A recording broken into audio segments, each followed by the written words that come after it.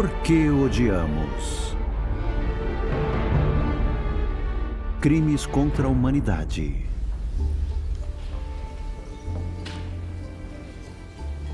Pronto? Certo. Obrigada. Atenção, já vai começar.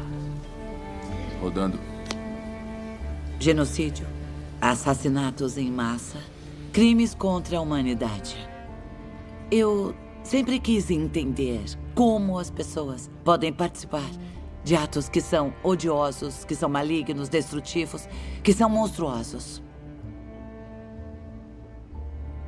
Como é que nós, humanos, chegamos a esse ponto? E, ao mesmo tempo, como alguns conseguem resistir ao mal e combater a crueldade? Nas décadas de 60 e 70, quando eu era criança, a campanha por direitos civis estava em seu ápice. As conversas à mesa de jantar eram sobre direitos civis, sobre o certo e o errado, sobre justiça. Eu queria ser advogada desde os 11, 12 anos. Eu queria trabalhar contra a injustiça social. Comecei a minha carreira como defensora pública na Filadélfia. Nos últimos 25 anos, eu tenho trabalhado como advogada criminal de âmbito internacional, em nome da promotoria com crime de guerra, genocídios ou crimes contra a humanidade. Os muçulmanos rohingyas são as principais vítimas do massacre em Myanmar. Que costumavam ser consequência de uma perseguição implacável. O êxodo de Ruanda é imenso. Que pode levar a centenas de milhares de mortes. Os resultados da guerra civil na Síria. Esse tipo de crime tem ocorrido em toda a história. Mesmo aqui, nos Estados Unidos. Então, este é o Memorial Nacional da Paz e da Justiça. Essas terras eram ocupadas pelas populações nativas. E elas foram aniquiladas e expulsas da sua terra. Ninguém neste país tem noção do genocídio indígena. Na verdade, quando usamos essa palavra, as pessoas não entendem do que estamos falando. A chave do genocídio estaria no desejo de destruir o outro. A forma como fizeram nos Estados Unidos foi criando uma narrativa de diferenças raciais. Certo. Eles são selvagens, não são humanos de verdade. E essa retórica foi usada para justificar a violência. Então os maus tratos, as mortes, as doenças, os sofrimentos deles não era algo importante. Ninguém se sentia envergonhado ou desumano pela forma como as pessoas estavam sendo expulsas das suas terras. E eu acho que esse tipo de narrativa também foi o que permitiu que essa nação se sentisse no direito de escravizar milhões de africanos. E esta comunidade, em particular, tem uma história de escravidão bastante complicada. O Alabama estava no coração do comércio escravagista. E em 1860, 2/3 das pessoas vivendo nessa região eram de negros escravos. Por séculos, a narrativa de inferioridade racial foi usada para justificar a escravidão. Mas depois da abolição, os brancos decidiram manter sua dominância racial e criaram uma nova ordem social com o regime Jim Crow. No direito internacional, isso seria chamado de apartheid.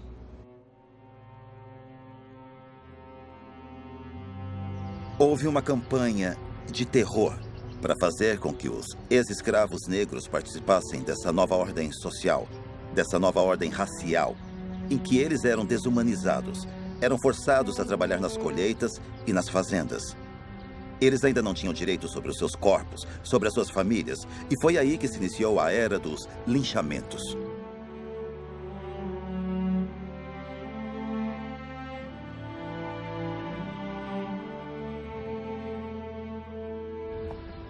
Este monumento dá uma ideia de distribuição dessa violência. E às vezes, em eventos de larga escala, todas essas pessoas eram mortas no mesmo dia e na mesma hora. Ah, meu Deus. Os trabalhadores eram linchados quando mostravam quaisquer sinais de organização ou protesto. 7 negros foram linchados por beberem água do poço de um branco. Muitas vezes, centenas de pessoas, ou até milhares, vinham só para assistir aos linchamentos. Como que para celebrar essa tortura. E também traziam as suas crianças. Sim, já vi cartões postais. Isso, os cartões postais. As pessoas levavam os cartões. Havia anúncios nos jornais dizendo: negro será linchado às 5 horas, venham. Venham, venham. Isso me faz pensar num conceito da lei criminal internacional. Eles seriam crimes coletivos. Sim, com Um crime certeza. contra a humanidade, contra a população civil. Com certeza. Uma coisa é um indivíduo assassinar uma outra pessoa, Isso mesmo. mas linchar indivíduos aterroriza toda uma população. Com certeza, é verdade. Este é o meu sobrenome. Minha Sellers. nossa, meu Deus. Olha isso. Este é o meu sobrenome. É mesmo? E o que aconteceu foi que muitos deixaram Mississippi para morar na Filadélfia, para morar na Nova Jersey. Isso. E não diziam de onde tinham vindo. Uau. Uau. É, eu sei. Não dá para pensar, tá? Nessa parte do mundo isso nunca aconteceria. Pode acontecer em qualquer lugar. Pode ser no sul dos Estados Unidos, pode ser no leste europeu, na África subsaariana. Precisamos criar a consciência de que, ao ver isso, temos que lutar contra. Não podemos permitir sermos Não. governados pelo medo e o ódio. Esses não são crimes de ímpeto. Um dia, alguém decide que não gosta mais do vizinho. Nós chegamos lá passo a passo. Há incitação, propaganda. Somos tomados pela ideia de que eles não são como a gente e que temos que nos proteger. E nós normalizamos o ódio, a violência desproporcional. Nós seguimos dizendo: bom, as coisas são assim mesmo. Não tem jeito.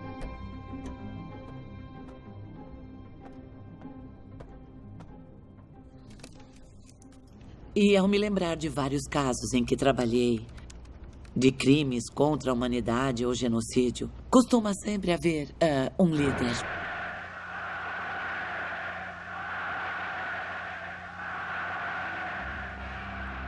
Alguém que personifique a ideologia governante para as massas e que convença a todos de que há um inimigo à solta, que esse inimigo quer destruir nossos valores e que esse inimigo tem que ser eliminado. O líder pode dizer: não, isso não é ódio, isso é amor próprio.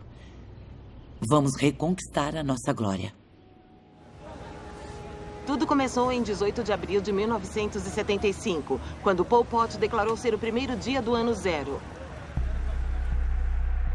O Pol Pot foi o líder da Revolução do Khmer Vermelho, no Camboja, um pequeno país no Sudeste Asiático. Ele é um exemplo perfeito do tipo de liderança que leva a uma histeria ou loucura nacional. Décadas de humilhações sob o jugo dos colonizadores franceses e dos invasores militares norte-americanos levaram a um desejo de transformação social e a sua distorção em um regime fechado. Há dois inimigos contra quem lutar. O primeiro é o imperialismo, principalmente o dos Estados Unidos. O segundo é o privilégio de classes. O Pol Pot lembrou os cambojanos de seu passado glorioso. Angkor foi um antigo reino esplendoroso do Khmer. Era uma capital cosmopolita vibrante, como Paris ou Londres. Então o Pol Pot dizia ao seu povo: nós iremos recuperar a glória do século XII. Em uma geração, ele iria tornar o Camboja grande outra vez. Para fazer isso, ele teria que erradicar os elementos corruptos da sociedade. Os capitalistas e intelectuais que, segundo ele, exploravam os cambojanos decentes. Esses inimigos da Revolução não podiam ser poupados. Quase 2 milhões de pessoas, cerca de 1/4 da população, morreram durante o governo do Khmer Vermelho de 1975 a 1979. Mas para matar tantas pessoas, É preciso haver uma espécie de máquina, uma organização. Não somente o Pol Pot, mas aqueles que o cercavam. O diretor prisional Kang Kek-yu, conhecido como Camarada Deutsch, admite ter supervisionado a morte de mais de 15 mil pessoas. A corte considera Kang Kek-yu culpado. E agora o homem que ordenou essas mortes foi condenado por crimes contra a humanidade, extermínio, tortura, perseguição e escravização. Seus crimes foram considerados entre os mais hediondos jamais cometidos. A sua sentença foi a mais pesada possível, prisão perpétua. Nós podemos ter uma compreensão legal das evidências, dos fatos, mas sempre fica a questão fundamental. Por quê eles fizeram isso? Como foram capazes? O camarada Deutsch dirigiu o famoso centro de torturas S-21. Foi o primeiro veredito da Corte Internacional, mais de 3 décadas depois das atrocidades no Camboja.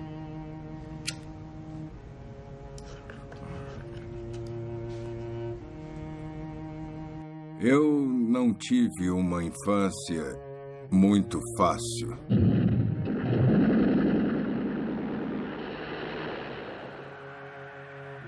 Quando o Khmer Vermelho chegou, de uma hora para outra, nos vimos obrigados a trabalhar nos campos de arroz dia e noite.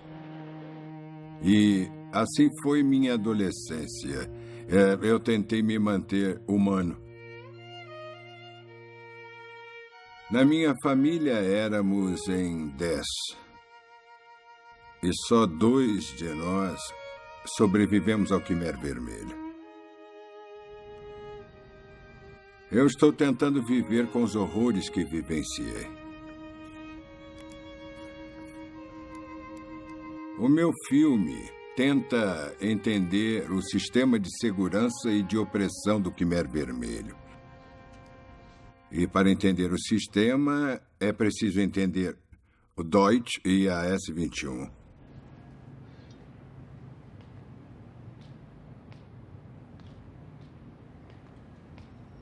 Quando filmei o Deutsch, eu fiquei tão perto que eu podia tocá-lo.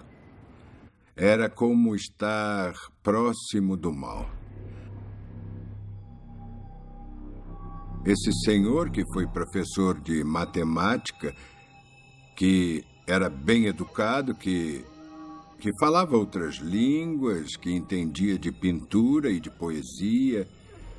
O que eu queria saber era onde estava a sua consciência quando cometia esses crimes.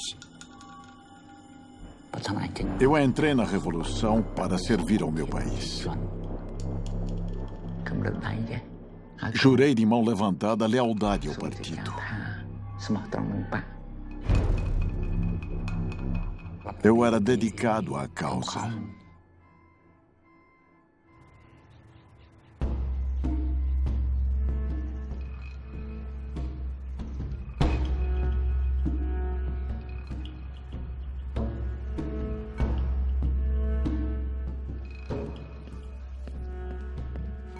Ah, muito obrigado. Estes são os prisioneiros que morreram sob tortura.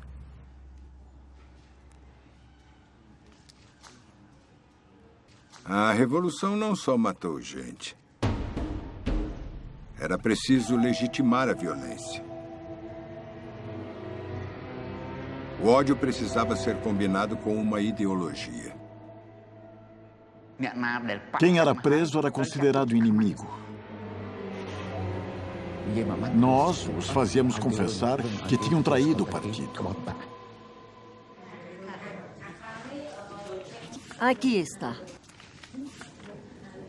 O prisioneiro escrevia uma confissão de que era um inimigo da Revolução.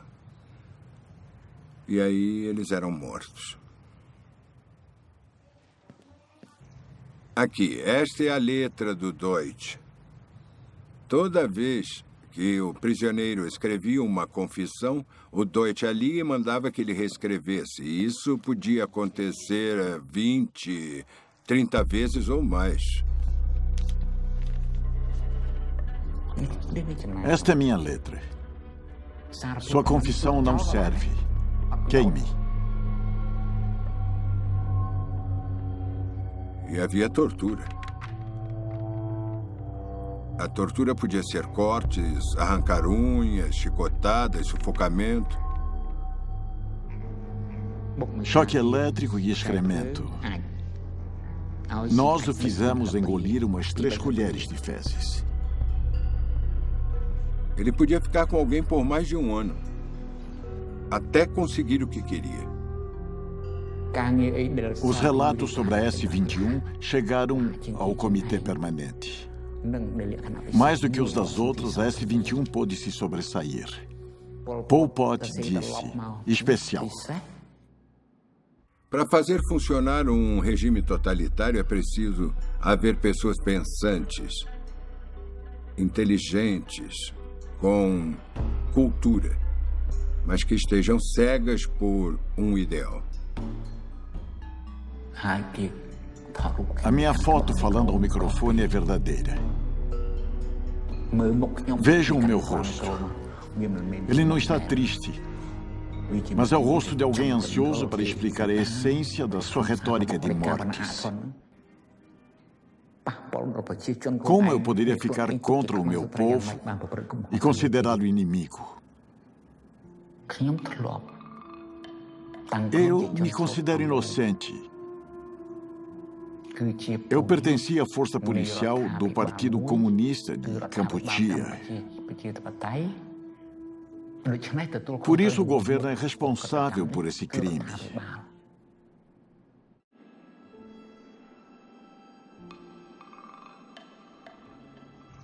O Deutsch disse que eu poderia ter sido um bom diretor da S-21. Eu disse não. Você ocupou seu lugar e eu estou no meu.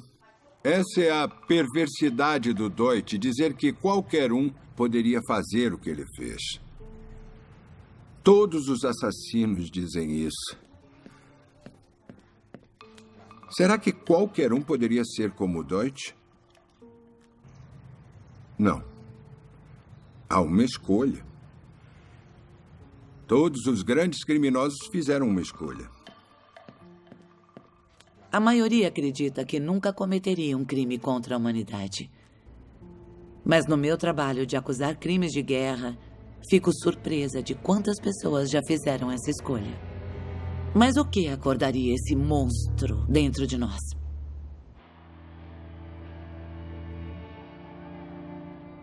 Para aqueles que trabalham com crimes de guerra internacionais, um ponto de referência importante é o Holocausto, quando a Alemanha nazista eliminou 6 milhões de judeus.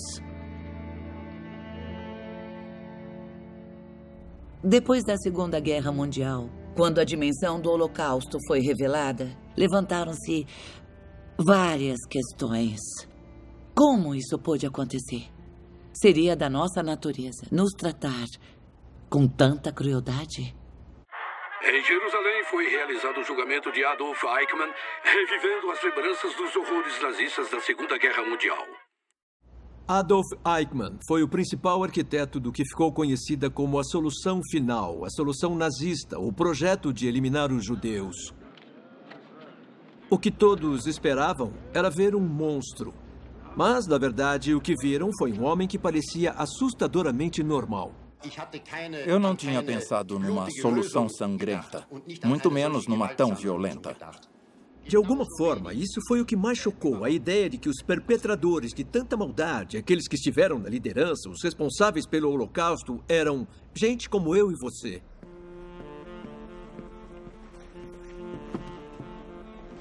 A primeira coisa que me lembro das aulas de psicologia foi sobre a experiência de Milgram. Stanley Milgram, que foi um professor de psicologia em Yale, era de origem judaica. Sua família tinha conseguido escapar por pouco da tirania nazista na Segunda Guerra Mundial. Muita gente achava impossível que o povo alemão pudesse se entregar à tirania, pudesse se entregar ao nazismo e ao fascismo da forma como o fez. Mas o que muitos contemporâneos do Milgram puderam observar foi que uma nação inteira foi de alguma forma levada por uma maré de ódio. Então, o objetivo do Milgram foi entender até que ponto pessoas comuns poderiam ter comportamentos tirânicos e cruéis. O experimento será conduzido no laboratório da Universidade de Yale. Na mesma época do julgamento de Adolf Eichmann, em 1961, Stanley Milgram colocou anúncios nos jornais de New Haven pedindo a membros do público que fossem ao seu laboratório para fazer parte de um experimento sobre os efeitos da punição no aprendizado. Um de vocês será o professor e o outro o aluno. O aluno teria que conseguir lembrar certos pares de palavras. Menina azul, bom dia, pescoço gordo e a seguir. Gordo, homem, mulher, duro, pescoço. O professor lia palavras em voz alta. E toda vez que o aluno pareava uma palavra de uma forma errada, o trabalho do professor era dar uma punição a ele. Um choque elétrico rápido. Começando com 15 volts, subindo em intervalos de 15 volts até chegar a 450 volts. Errado, 45 volts. 75 volts. Chegando em 90 volts, o aluno ficava... 105. E chegando aos 150, ele dizia, eu quero sair daqui. Não pode me manter aqui, eu quero sair. Então a coisa ia piorando. Na verdade, a estrutura do experimento, e o que foi muito astuto, é que era uma encenação. O que realmente interessava a eles era o envolvimento do participante no papel do professor.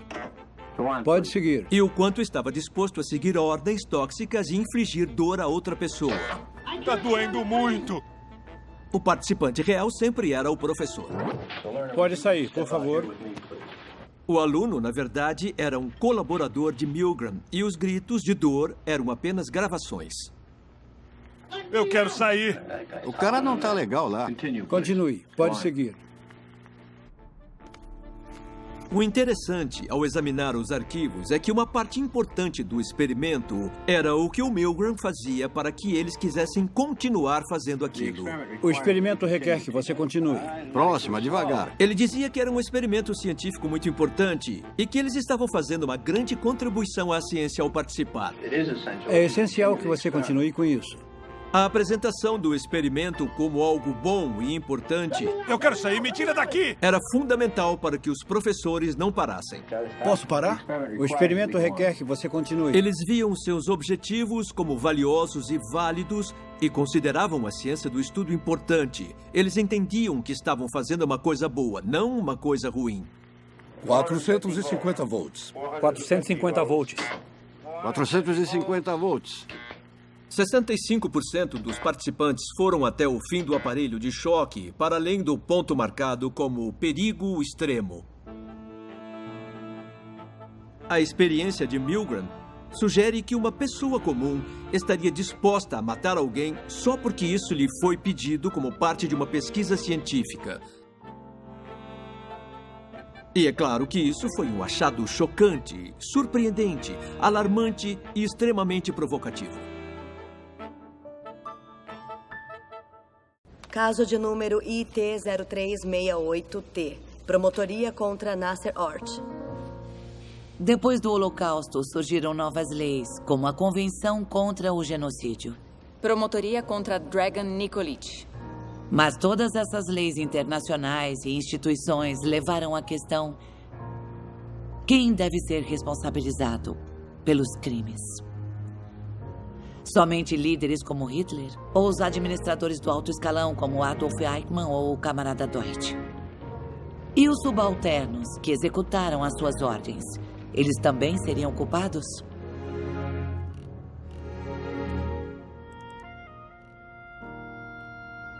Quando eu estudei direito no final dos anos 60, começo dos 70, a gente aprendia que basicamente havia somente um culpado e que o culpado era o Adolf Hitler e alguns outros oficiais nazistas importantes.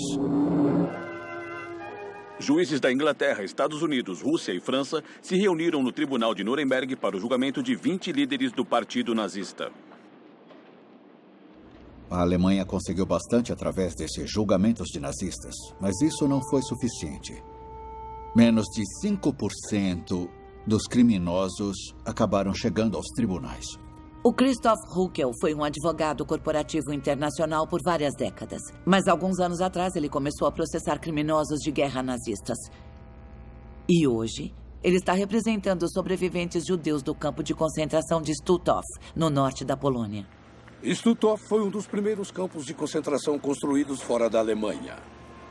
Mais de 60 mil pessoas foram mortas ali e entre as vítimas estavam poloneses, judeus, prisioneiros de guerra soviéticos. O julgamento de Stutthof na Alemanha é algo novo e diferente, porque a promotoria alemã acusou 2 guardas da SS de patente baixa. E o que eles dizem é que quem manda alguém para um campo de concentração conhecendo as condições de vida num campo de concentração sabe com quase total certeza que essa pessoa vai morrer. Então, mandar alguém para lá e ser um guarda lá seria uma tentativa de assassinato ou uma participação numa tentativa de assassinato. Havia cerca de 2.000 homens da SS em Stutthof guardando o campo. E agora temos 2 homens sendo julgados por esses crimes. E sua defesa é basicamente: eu só segui ordens e não tinha noção do que estava acontecendo ali. Todo mundo parecia saudável e bem alimentado. Então, se o acusado disser eu não estava ciente das condições horríveis, isso pode não ser um argumento plausível para a defesa.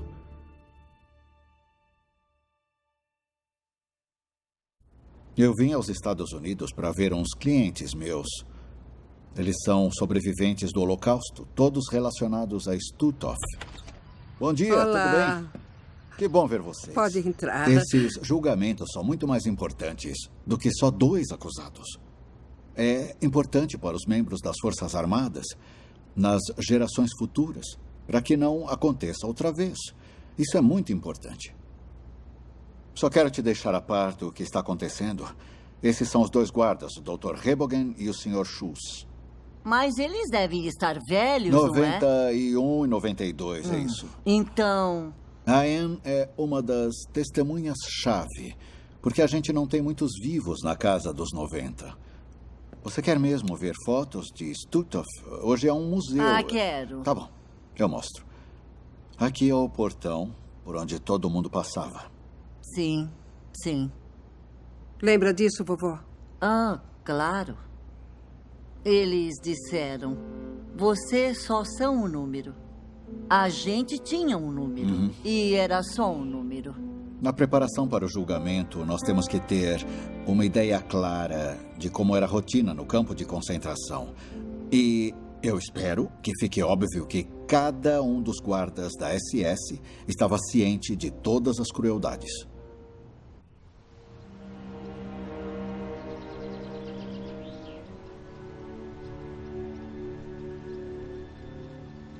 O objetivo de visitar Stutthof é porque é muito importante, num julgamento, a gente conhecer, vamos dizer assim, a cena do crime. E a cena do crime foi Stutthof. Eles entravam por aqui Tá certo. e depois recebiam os seus números. Estavam todos morrendo de fome. Eles só ficavam pensando em comida. Os alemães sabiam que uma pessoa só conseguia sobreviver ali por 3, 4 meses, nada mais. Nada mais, 3, 4 meses. Aqui é a câmara de gás. Eles iam para o telhado e jogavam o gás Zyklon B. Isso. Nossa. É. Eles gritavam, choravam ali. Eles não podiam respirar. E em poucos minutos estavam mortos. No começo havia um forno. Ele queimava uns 5, 6 corpos a cada hora.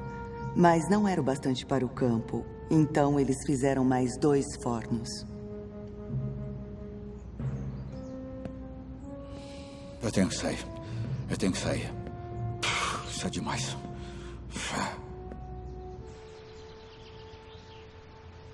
Os guardas vigiavam os prisioneiros o tempo todo. Eles andavam por todo o campo. E também tinha as torres de vigia. É incrível o que se vê daqui. Tudo, cada detalhe. Então, eu fico me perguntando como um guarda pode dizer Eu não vi nada que parecesse ruim para mim.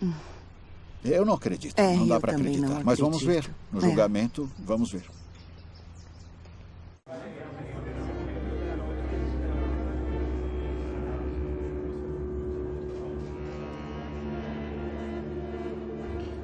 Eu não tenho condições de dizer o que eu teria feito. É muito difícil imaginar.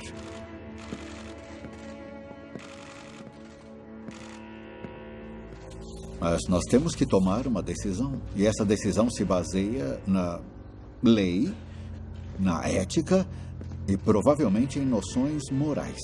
E existem situações em que é preciso entender que não dá para seguir todas as ordens. Temos que tomar nossas próprias decisões. Se existe alguma coisa que fica muito clara num estudo sobre genocídio e assassinato em massa, é o princípio de que as pessoas são responsáveis pelas suas ações.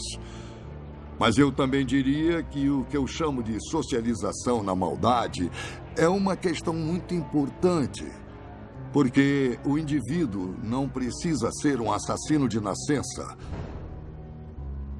Todos temos elementos de ódio em nós que são potencialmente muito fortes, e uma determinada ideologia que seja totalitária e destrutiva pode evocar e intensificar esse tipo de ódio e torná-lo coletivo. Os crimes de genocídio contra a humanidade não são somente cometidos pelos líderes e oficiais de alta patente. Os genocídios são cometidos por gente de todos os níveis, através da cumplicidade, ajuda e incentivo mútuos. Independentemente do desfecho do julgamento de Stutthof, acusar os guardas de patente inferior nos lembra sobre uma verdade essencial. Eles poderiam ser nossos vizinhos, ou até nós. Nós temos a capacidade de fazer as coisas mais monstruosas que nenhum de nós se julgaria capaz de fazer. Mas também temos a capacidade de fazer uma escolha que é a de nunca fazer isso. Acho que essa capacidade tem a mesma força. O que faz a diferença para que uma pessoa ou outra se expresse? Acho que essa é uma questão intrigante. O que faz com que uma pessoa expresse o lado monstruoso do seu ser e outros, que vivem entre monstros, se mantenham humanos? 450 volts. Uma proporção substancial faz o que é mandado, contanto que achem que o comando veio de uma autoridade legítima. Muita gente costuma se referir à experiência de Milgram como se houvesse apenas uma versão dela. Mas muitos pesquisadores examinaram as suas anotações, verificaram os seus dados e, na verdade, começaram a questionar esse desejo das pessoas de infligir a dor. Preste atenção nas instruções. Tudo se resume à tensão entre, de um lado, ouvir a voz do pesquisador. Continue, por favor. E, do outro lado, ouvir os gritos do aluno. E o que o Milgram fez com cerca de 25 a 30 versões do seu estudo foi manipular essas forças. E o que se viu é que os níveis de obediência também podem mudar. Há uma variante, que é a condição 24, quando os participantes trouxeram um amigo. E o amigo seria o aluno e o participante seria o professor. Não dá para continuar. E o que ele descobriu foi que, nesse caso, uma pequena porcentagem, creio que uns 15% das pessoas foi até o final do nível de choque. Quer ele goste ou não, temos que continuar até ele aprender todas as palavras. O que o pesquisador tentou fazer foi estabelecer uma estrutura categorial na situação. Somos nós, os experimentadores, e os alunos são eles. Eu não quero continuar se ele foi ferido. Os participantes percebem, não tem uma estrutura categorial diferente aqui. O aluno não é eles, ele é nós. Sinto muito. Prefiro parar e ir embora. No laboratório, os sujeitos desobedientes de Milgram resistiram às ordens de ferir os outros. Mas como seria no mundo real? Sentem-se. Quando trabalhei no Tribunal para o Genocídio de 1994 em Ruanda, Eu queria saber como alguns indivíduos conseguiram resistir mesmo depois do ódio e violência se tornarem a regra. Desde o início do dia, o grupo étnico dos Hutus está perseguindo e assassinando os Tutsis e os Hutus mais moderados. Cerca de 800 mil pessoas foram assassinadas em apenas 100 dias. Os Hutus e os Tutsis comiam lado a lado por Deus sabe quantos anos. Mas como houve uma campanha muito agressiva para promover o ódio contra os Tutsis, as pessoas se voltaram contra seus semelhantes a ponto de matá-los.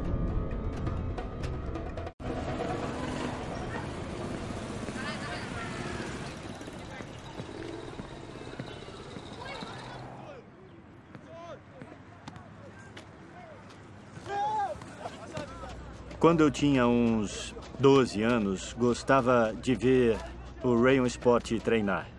E foi então que eu comecei a me interessar em me tornar um jogador de futebol, um goleiro. Kuria número enye. Inda ni munyurangabo achini mupira hanze. Ele era e ainda é o maior clube de futebol do país. E os jogadores eram das duas etnias de Ruanda, Hutus e Tutsis.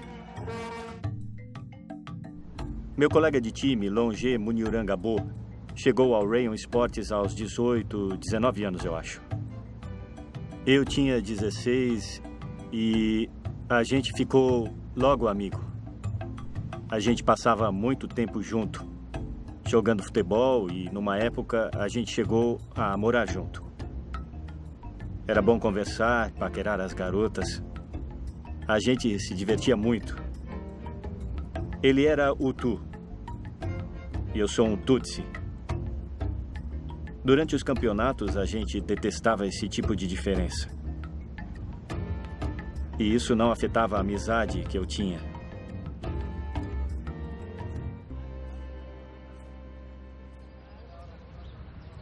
Naquela montanha ali, foi onde os soldados do regime ficaram acampados, pouco antes de começar o genocídio. Os soldados foram de casa em casa, matando Tutsis. Então eu decidi ir me esconder na casa do meu amigo, o Longe.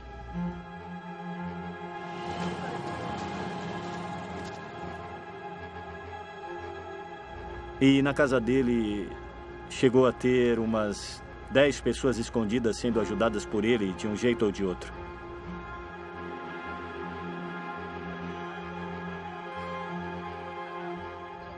A gente realmente acreditava que não ia sair dali vivo.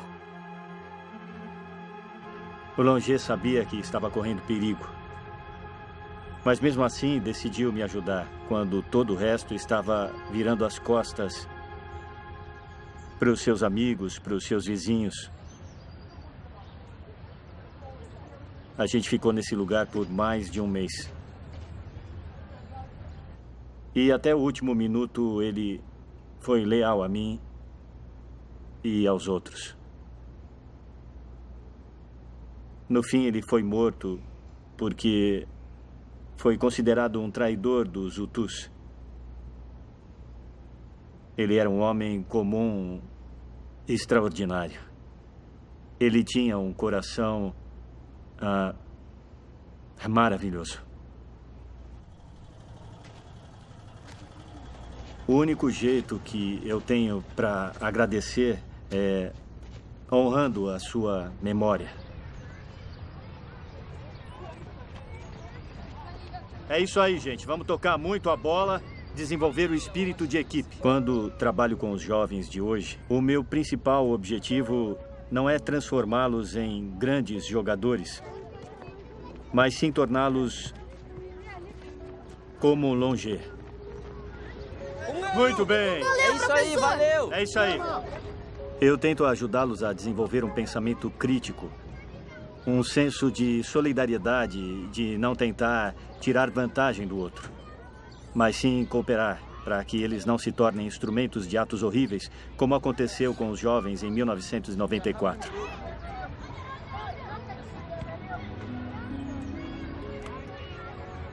Praticamente todos os sobreviventes do genocídio neste país estão vivos por causa da ajuda que receberam dos seus amigos, dos seus vizinhos. Se a maioria das pessoas do país se comportasse dessa maneira, não haveria jeito de acontecer genocídio. As coisas não teriam chegado a esse ponto. Se vocês ganharem o jogo hoje, não contem vantagem. Não zoem os seus colegas. Em vez disso, ajudem eles. Eles podem melhorar e jogar como vocês. Entenderam? Os jovens que a gente encontra hoje neste país ou em qualquer outra parte do mundo, as suas vidas podem ser transformadas graças à coragem que o Longé demonstrou.